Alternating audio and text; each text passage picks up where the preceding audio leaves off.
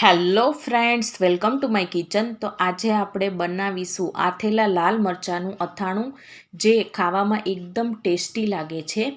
તેનો સ્વાદ અને સુગંધ લાંબો સમય સુધી જળવાઈ રહે અને તે બગડે નહીં, તેની બધી ટ્રિક્સ અને ટિપ્સ સાથે આપણે આજે મરચાંનું અથાણું બનાવીશું।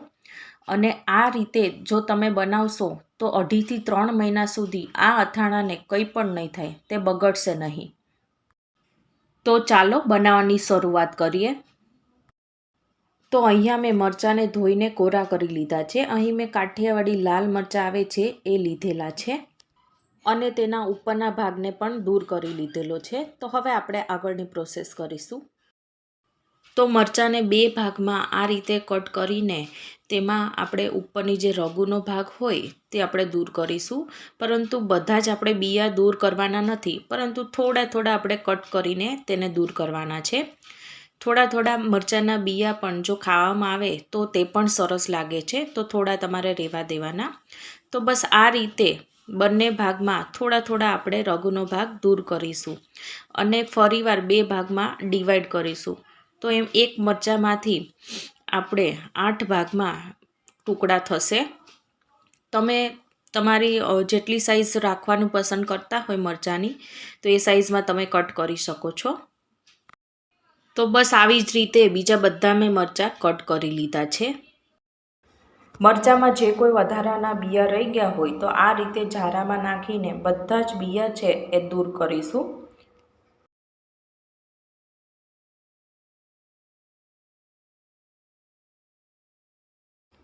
તો મેં અહીં સેમ પ્રોસેસ કરીને મરચાંમાંથી જે વધારાના બિયા હોય એ કાઢી લીધા છે। તો આપણે એક વાસણમાં આ મરચાંને લઈ લઈએ અને તેમાં આપણે મરચાં કરતાં થોડું વધારે એટલે કે ચડિયાતું મીઠું એડ કરીશું। ચડિયાતું મીઠું એડ કરવાથી મરચાં છે એ બિલકુલ બગડતા નથી। આમાં મેં ટોટલ 3 ટીસ્પૂન જેટલું મીઠું એડ કર્યું છે અને આપણે હાથની મદદથી જ બધું સારી રીતે મિક્સ કરી લઈશું, એટલે એક મરચાંમાં મીઠું છે એ પહોંચી જાય અને મરચાં છે એકદમ સારી રીતે મીઠાવાળા થઈ જાય। અને હવે આપણે એક ડીશથી ઢાંકીને તેને 1 કલાક સુધી રહેવા દઈશું, એટલે મીઠાનું પાણી થઈ જાય। વચ્ચે આપણે આમાં ચમચી ફેરવતા રહેવાનું છે, એટલે મીઠું છે એ મરચાંમાં એકદમ સારી રીતે ચડી જાય। કલાક બાદ આપણે ડીશ ઓપન કરીશું તો તમે જોઈ રહ્યા છો કે મરચાં છે એકદમ સારી રીતે અથાઈ ગયા છે અને જે મીઠાનું પાણી છે એ પણ તમે જોઈ રહ્યા છો। તો એ બધું જ પાણી છે એ આપણે આમાંથી અલગ કરી લઈશું। તો ટોટલ 1 કલાકમાં મેં 3 વાર વચ્ચે ચમચી ફેરવી છે, એટલે કે અંદાજે 20 મિનિટના અંતરે ચમચી ફેરવી છે। તો હવે આપણે એક ઝારામાં બધા જ મરચાં છે લઈ લઈશું, એટલે વધારાનું બધું જ પાણી છે એ તપેલીમાં નીતરી જાય અને ચમચીથી બધા જ મરચાંને બધી સાઈડ ફેલાવી દઈએ, એટલે જે પણ કંઈ પાણી હોય બધું જ 10 મિનિટમાં નીતરી જશે। હવે આ મરચાંને આપણે 1 કલાક સુધી કોરા કપડામાં કોરા કરવા માટે મૂકી દઈશું અને આ પ્રોસેસ કરવાથી મરચાંનું અથાણું છે એ કાળું પણ નહીં પડે અને લાંબા સમય સુધી સારું રહેશે। તો આ પ્રોસેસ તો તમારે જરૂરથી કરવી જ। મરચાં કોરા થાય ત્યાં સુધીમાં તેનો મસાલો રેડી કરી લઈએ। તો આજે આપણે એવો મસાલો રેડી કરીશું કે તે સ્વાદ અને સુગંધમાં તો સરસ લાગશે જ, પણ તેની સાથે તે કડવો તો બિલકુલ નહીં લાગે। તે માટેની બધી ટ્રિક્સ અને ટિપ્સ હું તમને વિડીયો દરમિયાન કહીશ, તો તમે વિડીયોને એન્ડ સુધી જરૂરથી જોજો। અહીં આપણે મેથીયા મરચાં બનાવીએ છીએ, તો મેથીના બોળાનો તો વધુ જ ઉપયોગ થશે। તો અડધી વાટકી જેટલો મેં અહીં મેથીનો બોળો લીધેલો છે અને તેની સાથે 3 મોટી ચમચી જેટલા રાઈનો બોળો લીધેલો છે। મેથીયા મરચાંમાં રાઈનો બોળો એડ કરવાથી તેનો ટેસ્ટ ખૂબ જ વધી જાય છે। તો હવે આપણે 2 મોટી ચમચી જેટલી વરિયાળી એડ કરીશું। હવે આમાં આપણે 1 મોટી ચમચી જેટલી હિંગ એડ કરીશું અને તેની સાથે 2 ટીસ્પૂન જેટલું મીઠું એડ કરીશું। તો અહીં તમારે આ મસાલા પૂરતું જ મીઠું એડ કરવાનું છે, કેમ કે ઓલરેડી આપણે મરચાંમાં એડ કર્યું છે। અને તેની સાથે 2 ટીસ્પૂન જેટલી હળદર પાવડર એડ કરીશું।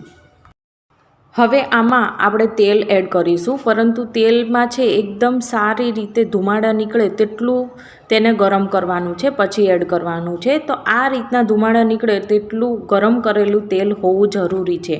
અને જે વાટકીમાં મેં બોળો લીધો હતો એ 1 વાટકી મેં અહીં તેલ લીધેલું છે. તો આ રીતે ફટાફટ મિક્સ કરીને ફટાફટ કોઈ પણ વાસણ ઢાંકી દેવાનું, એટલે તેમાં સરસ સુગંધ બેસી જાય.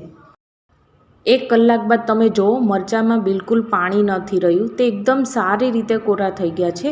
તો હવે આપણે મસાલામાં તેને મિક્સ કરી દઈએ.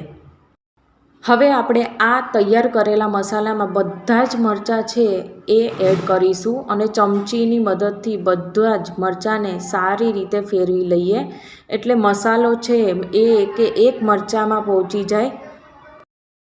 તો એકદમ પરફેક્ટ એવો મસાલો બધા જ મરચાંમાં સારી રીતે ચડી ગયો છે. તો જોઈને જ ખાવાનું મન થઈ જાય એવું સરસ આ મેથીયા મરચાંનું અથાણું બનીને રેડી થઈ ગયું છે. હવે આ મરચાંનું લાસ્ટ ઇન્ગ્રેડિયન્ટ્સ કે જેના કારણે મરચાં બિલકુલ નહીં બગડે, તો તે આપણે હવે એડ કરીશું. આ મરચાંનું અથાણું કાળું ના પડી જાય અને લાંબા સમય સુધી સારું રહે તેના માટે મેં અહીં લીંબુના 4 ફાડા એડ કર્યા છે. અહીં મેં લીંબુનો રસ એડ નથી કર્યો. લીંબુનો રસ ક્યારે એડ કરવો એ હું તમને આગળ જણાવીશ. તો સ્વાદ અને સુગંધથી ભરપૂર એવું આ મેથીયા મરચાંનું અથાણું રેડી થઈ ગયું છે. તો હવે આપણે તેને કાચની બરણીમાં ભરી લઈએ. મરચાંને આ રીતે થોડા થોડા અંતરે પ્રેસ કરીને ભરતા જવાનું.